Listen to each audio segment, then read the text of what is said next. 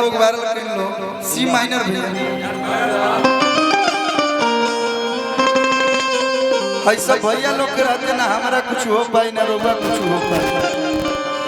हमारा रहते बोल रे भैया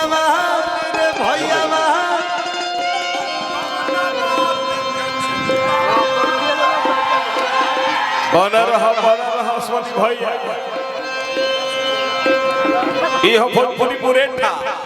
हमारा रहते बोल रे भैया कवना बात के चिंता बा कि तोरा के कौन हाथ लगा दी जबले बाघावा जिंदा बा तोरा के कौन हाथ लगा दी जबले बाघावा जिंदा बा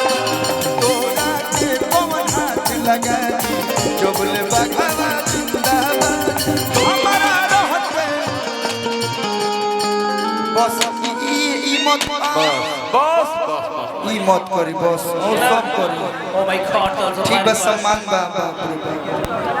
ओ माय गॉड ओ हरे के बात नहीं क्यों हमारा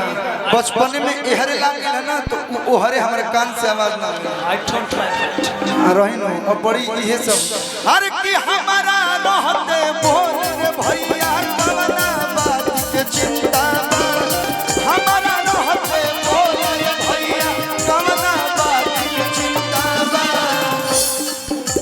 अश्विनी भैया के हाथ लगा दी जबले रमेश जी जिंदाबाद बहरा के हाथ लगा दी जबले भैया रमेश भैया का एक लाइन साहबाद में रमेश भैया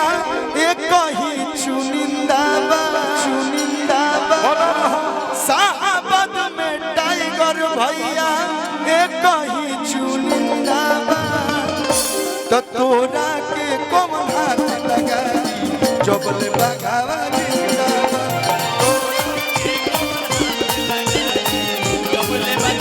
अरे तोरा के कौन हाथ लगा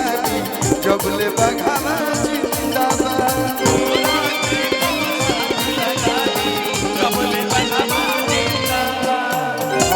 एकरा मजा नहीं क्या होते वो जीरो जुड़ दी तो और मजा आएगा हम निकलबो कल तो उठ के मुंह में जीरा हम पहला हो कनी हजार न्योता बाद में आइल बा घरे आइल बा कम से कम 10-20 दी कि जैसन सोचल रहनी रमेश भैया मोर बाण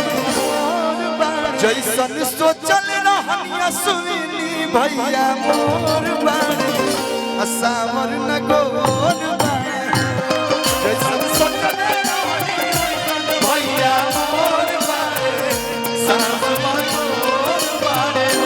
पूरा साहबाद में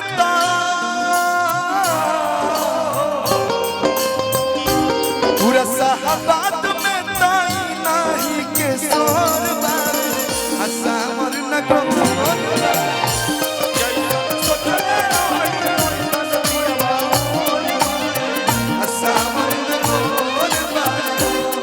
और मंच के थोड़ा सा व्यवस्थित बनाई लो बहुत बहुत धन्यवाद बहुत बहुत आशीर्वाद बन रहो आशीर्वाद बड़ भाई लोग आवेला लोग मंच पे तो अच्छा लागेला अब हो गए हाँ ठीक है अब मंच खाली कर दिया तो ठीक लगी अब जाइए